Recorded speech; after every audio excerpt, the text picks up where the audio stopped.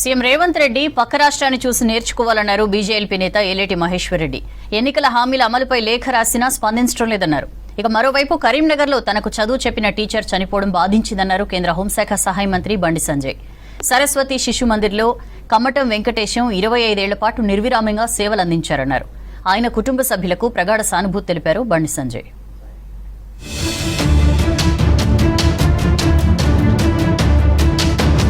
కేంద్ర హోంశాఖ సహాయ మంత్రిగా పదవి బాధ్యతలు స్వీకరించాక తొలిసారి బీజేపీ జాతీయ ప్రధాన కార్యదర్శి తరుణ్ చుగ్ను ఢిల్లీలో మర్యాదపూర్వకంగా కలిశారు బండి సంజయ్. రాష్ట్రంలో పార్టీ బలోపేతం వంటి అంశాలపై చర్చించారు. కేంద్ర మంత్రిగా పదవి బాధ్యతలు చేపట్టిన బండి సంజయ్ను అభినందించారు తరుణ్ చుగ్. ఆ తర్వాత రాష్ట్రానికి చెందిన పలువురు బీజేపీ నేతలు బండి సంజయ్ను కలిసి శుభాకాంక్షలు తెలిపారు. తెలుగు రాష్ట్రాలకు చెందిన 2022 బ్యాచ్ ఐఏఎస్ అధికారులు సైతం సంజయ్ను కలిసి విషెస్ చెప్పారు. కాంగ్రెస్ ప్రభుత్వం ఏర్పడి 6 నెలలైనా ఇచ్చిన హామీలు అమలు కావడం లేదన్నారు బీజేపీ నేత మహేశ్వర్ రెడ్డి. ఏపీలో చంద్రబాబు అధికారంలోకి రాగానే 5 హామీలపై సంతకం పెట్టారన్నారు.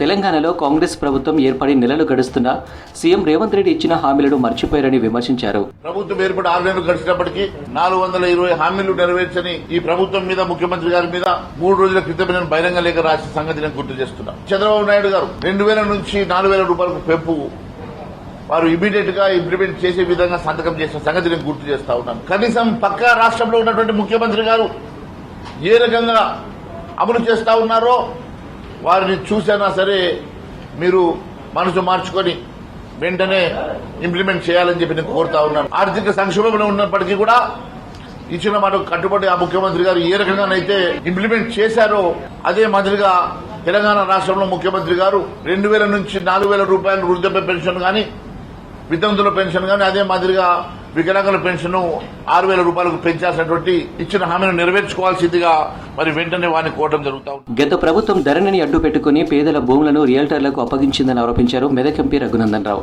మాజీ కలెక్టర్ ఎమ్మెల్సీ వెంకటరామరెడ్డి అధికార దుర్వినియోగానికి పాల్పడ్డారన్నారు. అమాయకులను మోసం చేసి వేలిముద్రలు తీసుకుని వారి భూములను ఫామ్ హౌస్లకు అప్పగించారన్నారు. బాధితులు ఎన్నిసార్లు ప్రభుత్వానికి ఫిర్యాదు చేసినా పట్టించుకోలేదని మండిపడ్డారు. పనిచేసినటువంటి వెంకటరామరెడ్డి గారు తనకు ధరణి మీద ఉన్నటువంటి అధికారాలతో పవర్స్ తో పేద, దళిత, అమాయక రైతుల నుంచి ఏలుముద్రలు వేయించుకొని ఆ భూముల్ని సరెండర్ చేసి రియల్ ఎస్టేట్ వాళ్ళకి ఫామ్ హౌస్ల కోసం కట్టబెట్టినట్టు గ్రామస్తుల నుంచి రిపీటెడ్గా ఫిర్యాదులు వస్తూ ఉన్నాయి. ప్రభుత్వం మారింది, కానీ రెవెన్యూ మినిస్టర్ పొంగులేటి శ్రీనివాసరెడ్డి గారు వెంకటరామరెడ్డికి వియ్యంకుడు కాబట్టి వెంకటరామరెడ్డి గారి అక్రమాలను కాపాడుతూ పోలీసు వాళ్ళని అడ్డం పెట్టి ఫామ్ హౌస్ల పేరిట 5 ఎకరాలకి ఫెన్సింగ్ వేసే కార్యక్రమం చేస్తూ ఉన్నారు. దీని మీద ప్రభుత్వం నిష్పక్షపాతమైనటువంటి విచారణ ప్రారంభించాలని ఈ ప్రాంతానికి సంబంధించినటువంటి పార్లమెంట్ సభ్యుడిగా నేను దీని మీద స్పష్టంగా డిమాండ్ చేస్తా ఉన్నాను. రాష్ట్రంలో బడిబడ కార్యక్రమం మొదలైనా ఇప్పటికే విద్యాశాఖకు మంత్రి లేరని విమర్శించారు బీజేపీ రాష్ట్ర అధికార ప్రతినిధి రాణి రుద్రమ్మ. ఎక్సైజ్ శాఖకు మంత్రి ఉండాలి కానీ విద్యాశాఖకు ఉండొద్దా అని ప్రశ్నించారు. పుస్తకాలపై పాత సీఎం, మంత్రుల పేర్లు ఉన్నాయని విద్యార్థులు చెప్పే వరకు తెలియని పరిస్థితి నెలకొందన్నారు. విద్యాశాఖకు ప్రత్యేక మంత్రి ఉంటే ఈ పరిస్థితి వచ్చేది కాదని ప్రభుత్వం వెంటనే స్పందించి మంత్రిని నియమించాలని డిమాండ్ చేశారు రాణి రుద్రమ్మ.